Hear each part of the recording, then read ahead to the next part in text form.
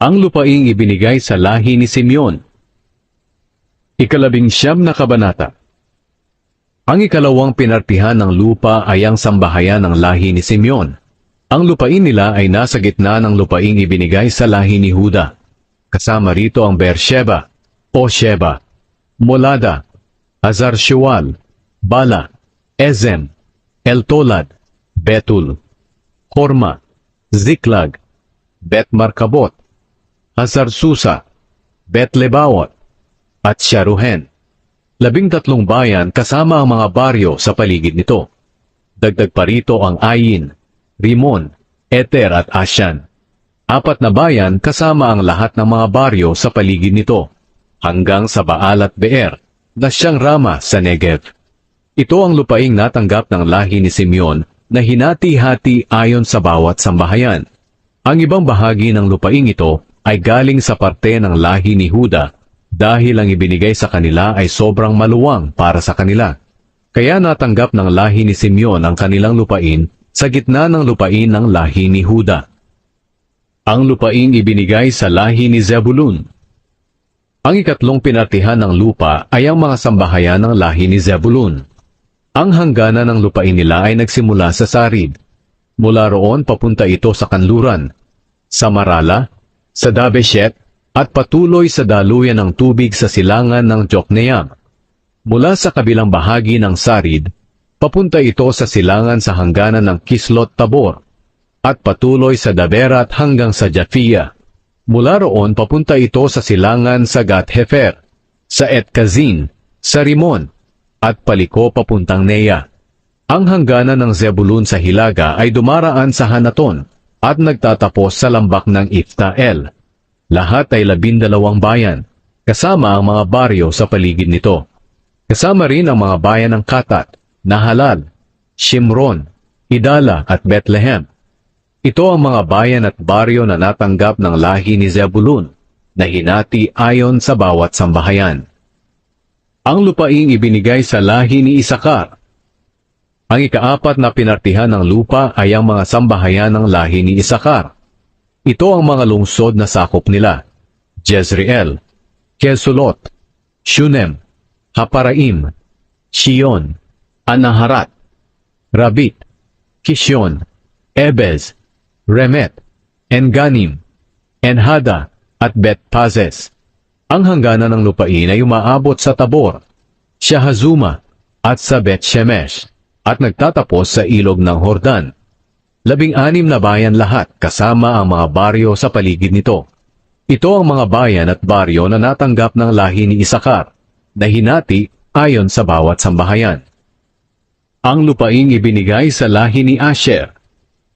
Ang ika-5 pinartihan ng lupa ay ang mga sambahayan ng lahi ni Asher. Ito ang mga bayan na sakop nila: Helkat, Hali, Beten, Akshaf, Alamelek, Amad, at Mishal. Ang hangganan nitong lupain sa kanluran ay umaabot sa Carmel at Shihor-Libnat. Paliko ito pasilangan papuntang Bet-Dagon, at umaabot sa Zebulun at sa lambak ng Ifta-El. Pagkatapos papunta ito sa Hilaga papuntang Bet-Emek at Niel. Papunta pa ito sa Hilaga hanggang Kabul, Ebron, Rehob, Hamon, Kana, at hanggang sa malaking Sidon. Pagkatapos, liliko ito patungong Rama at sa napapadirang bayan ng Tyre, at papuntang Hosa, at nagtatapos sa dagat ng Mediteraneo. Ang iba pang mga bayan na sakop nila ay ang Mehebel, Akzib, Uma, Afek, at Rehob. 22 bayan lahat, kasama ang mga bayan sa paligid nito. Ito ang mga bayan at baryo na natanggap ng lahi ni Asher, na hinati ayon sa bawat sambahayan. Ang lupaing ibinigay sa lahi ni Naphtali. Ang ika-6 na pinartihan ng lupa ay ang mga sambahayan ng lahi ni Naphtali. Ang hangganan ng lupain nila ay nagsimula sa Helef at sa puno ng Terebinto sa Zaananim, papuntang Adami Nekeb at Jabneel, hanggang sa Lakum, at nagtapos sa ilog ng Hordan. Mula roon, paliko ito sa kanluran papuntang Aznot Tabor, pagkatapos sa Hukok, hanggang sa hangganan ng Zebulun sa timog, sa hangganan ng Asher sa kanluran, at sa ilog ng Hordan sa silangan. Ang mga napapadirang lungsod na sakop ng lupaing ito ay ang Zidim, Zer, Hamat, Rakat, Kineret, Adama, Rama, Hazor, Kedesh, Edrei, En-Hazor, Iron, Migdal-El, Horem, Bet-Anat, at Bet-Shemesh. 19 na bayan lahat, kasama ang mga baryo sa paligid nito.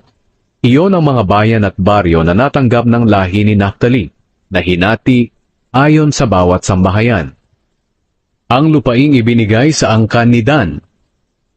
Ang ikapitong pinartihan ng lupa ay ang mga sambahayan ng lahi ni Dan. Ito ang mga bayan na sakop nila: Zora, Estaol, Irshemes, Shaalabin, Ayalon, Itla, Elon, Timna, Ekron, Elteke, Gibeton, Baalat, Jehud, Beneberak, Gatrimon, Meharkon, at Rakon, pati rin ang lupain na nakaharap sa Jopa. Nahirapan ang mga lahi ni Dan sa pag-agaw ng lupain nila, kaya nilusob nila ang Leshem at pinatay ang mga naninirahan dito. Naagaw nila ito at doon sila tumira. Pinalitan nila ang pangalan nito ng Dan, ayon sa pangalan ng ninuno nilang si Dan. Ito ang mga bayan at baryo na natanggap ng lahi ni Dan, na hinati ayon sa bawat sambahayan. Ang lupaing ibinigay kay Josue. Pagkatapos hatiin ng mga Israelita ang lupain nila, binigyan nila si Josue na anak ni Nun ng bahagi niya. Ayon sa iniutos ng Panginoon, ibinigay nila sa kanya ang bayan na hinihiling niya, ang Timnat Sera sa kabundukan ng Ephraim. Ipinatayo niyang muli ang bayan at doon tumira. Ang naghati-hati ng lupain ay sina Eleazar na pari, Josue na anak ni Nun, at ang mga pinuno ng bawat lahi ng Israel.